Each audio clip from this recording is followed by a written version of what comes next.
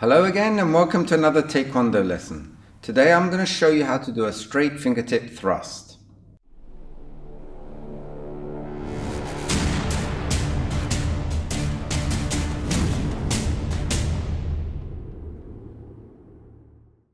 In Taekwondo lesson number 9, I showed you how to perform a flat fingertip thrust.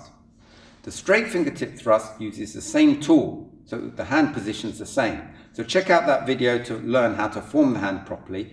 But with a flat fingertip, the hand's positioned this way, and with a straight fingertip, it's positioned this way. And it's used to attack the solar plexus, so it's always done as a middle technique. And it's done full facing, so it can be done in stances that allow you to be full facing. It's most commonly done in walking stance, but it can also be done in sitting stance, parallel stance, and X stance. And it's accompanied with a palm downward block. So it can be used with an attack. So if the opponent's attacking, for example, with a punch, you can block and thrust. And this is particularly useful for when the opponent's reach is greater than yours. Start by practicing the arm movements like this. The thrusting arm will move in a straight line, whereas the blocking arm will move in a curve coming down. And make sure it passes before the thrusting hand arrives. The palms will face upwards and slightly towards you. And there's a slight twisting action, but there's no need to overemphasize it. It's not necessary for the thrust.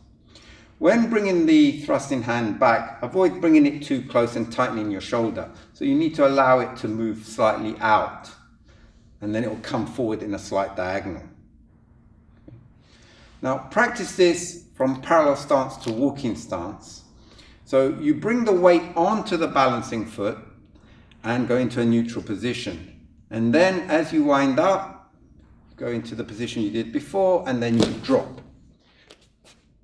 As you bring this hand back, you'll naturally want to bring the shoulder back. It's okay to do that, it makes the movement natural, but don't pull it back because there's no need to twist into it.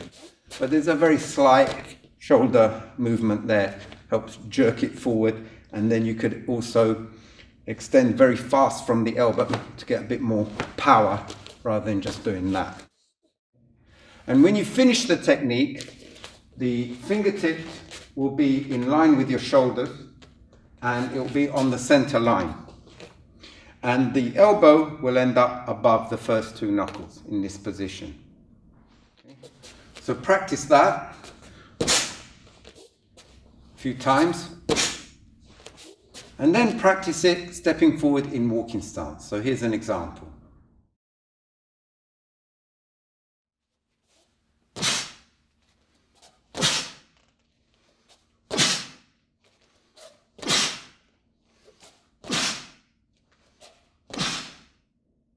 The straight fingertip thrust is one of the techniques in Do Santo, the third of 24 patterns in Taekwondo.